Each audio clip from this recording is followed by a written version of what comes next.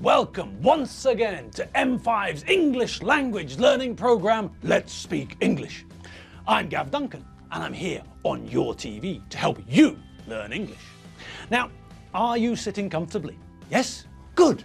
And are you ready for today's lesson? Yes? Good. Okay, well, let's learn English together. Hello, hi, welcome once again to M5's new English language learning program, Let's Speak English. I'm Gav Duncan and I'm here on your TV to help you learn English. Now, are you sitting comfortably? Yes? Good. And are you ready for today's lesson? Yes? Good. Okay, well, let's learn English together. All right then. And how are you all today? Are you all having fun? Is everyone having a good time? Yes? Good. All right then. The time is right for us to get stuck in to today's lesson. And yes, we're finally going to discover what the blinking flip Tim was doing when he disappeared. All right, so are you all ready? Good. Now, before we discover the mystery behind Tim's strange, odd, peculiar behavior, I think we should just take a minute to collect our thoughts and make sure that we're all on the same page. So, let's recap. All right, let's start at the start. Let's begin at the beginning. Let's commence at the... No, that's not going to work, is it? Well, let's get on with it. At this rate, we'll never find out what was going on in Tim's head. All right, now, what is it that we all remember? Well, starting right back at the very beginning, we all remember that Mary Benchfield went out to visit her parents, the children's maternal grandparents. Maternal, in this sense, means connected to, related to the mother's side of the family. If we're thinking about Alfredo's parents, then they too are the children's grandparents, but because they're the parents of Alfredo, the father of the children, we call them the paternal grandparents. Let me give you another example. Take my family, for example. Both my mother and my father are still alive. Also, my brother-in-law's mother and father are still alive. Now, one thing that this means is that my sister's 3 children know their maternal and paternal grandparents. They know their father's father, their paternal grandfather or granddad, and they know their father's mother, their paternal grandmother or grandma or granny. The children also know their mother's parents, so they know their maternal grandparents. They know my mother, their maternal grandmother or grandma or granny, and they know my father, their maternal grandfather or grandpa. But in contrast to this situation, when I and my sister were born, our mother's father was already dead. My mother's father died before we were born, so we didn't know him. That means that I knew my paternal grandparents, my father's mum and dad, but on my mother's side, there was only my mum's mum. So I never knew my maternal grandfather, only my maternal grandmother. All right, back to the Benchfields. Mary went to visit, to see her parents, the kids' maternal grandparents. And she told Alfredo to do the shopping when she was gone. Okay, are you all with me? Yes, good, all right. Well, we all know what happened after that, don't we? Yes, Alfredo tried to write a shopping list, didn't he? Yes, he thought it would be a good idea to write down, to put down on paper the things that they needed, the things that they need to buy, the things that they need to buy in the supermarket. And it is a good idea, normally, when anyone goes shopping, especially when we're food shopping. It's a very good idea to write a list of what we need. This way, when we get into the supermarket, we can check that we've bought everything, yes, everything that we actually need. And if we have a list and a pen or a pencil, then we can cross out the things that we've put into the basket or trolley. And this way, we can keep track of the things we've put into the trolley and the things that we still need to find, to locate in the supermarket. All right, well, we know that it's a good idea to write a shopping list before we get to the shops, but, well, the Benchfield family is a little bit, well, chaotic. When Mary's there, then things are different. Mary's the glue that holds the family together. But, as we all know, Mary wasn't there. No, so it was only Alfredo and the kids. Although Alfredo tried his best, things didn't work out particularly well. Alfredo tried to get the kids involved. He asked them to help in writing the list. But because of empty cereal boxes and things like that, it soon became obvious that writing a list was going to take hours, far too long. Also, Tim wasn't cooperating, was he? Tim, as we all know, is a very lazy boy. He's definitely the laziest member of the Benchfield family. Even though Alfredo wanted all the kids to help, Tim wasn't willing, was he? No. Tim didn't want to go with the others. Tim didn't want to go to the supermarket with the others, did he? Tim's idea was to stay at home and watch TV while the others were in the supermarket doing the shopping. Alfredo didn't like Tim's idea. Alfredo told Tim something. Alfredo pointed out, he told Tim, he drew Tim's attention to the fact that Tim was a member of the Benchfield family. Tim was a member of the family, and Tim ate and drank the food and drink that were in the family's fridge. So, logically, Alfredo said that it wasn't fair for Tim to stay at home and leave all the work to the others. So, Alfredo told Tim, well, to be honest, the way Alfredo spoke to Tim, I'm not sure the verb to tell is the right verb. Perhaps the verb to order is closer to the idea. Alfredo ordered Tim to get into the car and come to the supermarket like all the others. So, Tim got into the car and the family, minus Mary, set out, headed off for the supermarket. Good. All right, well, things went well enough for a while, didn't they? I mean, the Benchfields managed to get to the supermarket without any problems. But when they got into the supermarket, the problems started coming back, didn't they?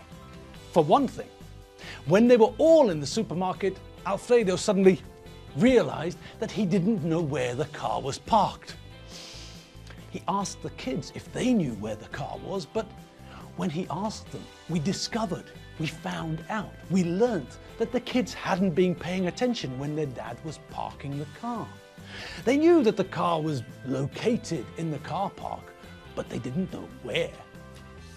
So, Alfredo thought of a solution. He needed a volunteer, someone who offers to do something, someone to come forward, so he asked for a volunteer. He asked which of his sons and daughters wanted to volunteer, which one of the children wanted to step forward and offer to help. He wanted a volunteer to go into the car park and find the car, locate the car, and then come back and tell him exactly where the car was parked. Before anyone else could answer, Tim volunteered. And we all know why Tim volunteered, don't we? Yes. It's obvious, isn't it? Tim's dad isn't a glazier, but Tim is see-through. He's completely transparent. He can't hide anything from us. Tim offered to go. Tim volunteered to go. Tim came forward. Because the less time he spends in the supermarket, the less time he spends helping the others, shopping.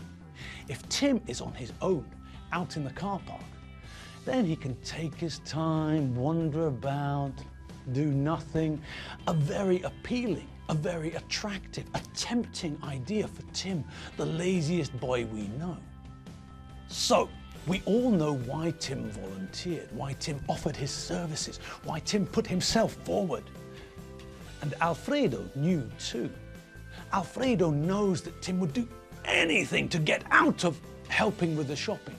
So, Alfredo allowed Tim to go and find the car. Alfredo let Tim go outside on his own to locate the car. But, and here's the thing, Alfredo told Tim that he had to be back in the supermarket in 10 minutes at the latest. So Tim has got a little bit of freedom. He's allowed to be outside, away from the others. But it's not all good news for Tim because his dad wants him back, inside, with the other members of the family in 10 minutes at the latest. He's got maximum 10 minutes to go out into the car park, find the car, locate the vehicle, make a note of where it's parked, and then get back into the supermarket to join the others. He's got a maximum of 10 minutes freedom. If he's not back within 10 minutes, then there's going to be trouble. Trouble with a capital T. All right. So Tim grabbed his chance of freedom and legged it into the car park. He ran into the car park. He legged it. That's just a slang verb the British use to say that someone ran away. So when Tim ran out of the supermarket into the car park, we can use this informal slang verb and say that Tim legged it out of the supermarket into the car park. The two sentences mean exactly the same thing. All right, so with Tim gone, another problem developed. The Benchfields need a shopping trolley, like one of these. All right, and as we all know, to release a trolley from a train of trolleys, to get the last trolley out of the gang of trolleys, we have to put a coin into the slot, don't we? Anyway, they got the trolley and they all started shopping. But then Alfredo noticed that Tim was still outside, so he sent Lizzie to fetch Tim. He asked Lizzie to go and find Tim and then come back with him. When Lizzie found Tim, he was talking to Eddie Finn, and there was something fishy about their conversation. Eddie seemed to be asking Tim to do something, and Tim agreed. Eddie told him, "Don't forget," and Tim said that he wouldn't. Lizzie suspected that something was going on, but even though she smelled a rat, she couldn't put her finger on what was really going on. She just felt suspicious. She suspected, she thought that Tim and Eddie were up to something, but she didn't know what. And Tim wasn't telling either. He kept his mouth shut and told Lizzie to keep her mouth shut too. Meanwhile, back in the supermarket, while Lizzie was developing suspicions about Tim and Eddie Finn, Alfredo, John and Doreen were doing the shopping. After they finished shopping for fruit and veg, Alfredo decided that it was time to find, to locate, to track down Tim and Lizzie. So, Alfredo instructed, he told Doreen and John to carry on, to continue what they were doing, and he went off to find the other kids. We all remember what happened next, don't we? Yes, Alfredo started collecting cheese. He really loves cheese, but he didn't have a basket or a trolley, so he just piled the cheese up in his arms. He was looking for the pecorino when he lost his footing, when he tripped, when he stumbled, and then he fell into the cheese. Alfredo was covered in cheese, and lots of it was smelly, soft French cheese, so he smelled really badly. He reeked, he stank, he ponged. That's when the kids came into the cheese section and found their dad covered in cheese and stinking, ponging, reeking like a homeless dinosaur's armpit. That's when Alfredo lost his rag and decided, in a fit of anger, that they were going home immediately. Doreen and John managed to convince Alfredo that they should finish their shopping trip. They should pay for the shopping and then leave. Alfredo agreed and... Oh, blimey! We've run out of time. Oh, frozen fish fingers. Oh well, never mind. We'll start in on this next week, okay? All right. Well, the weekend's coming, so I won't hold you back any longer. Go on, off you go. Grab a coffee and then start thinking about tonight. It's Friday night, people. Wash, shower, scrub your armpits and all of the sweaty areas of your body.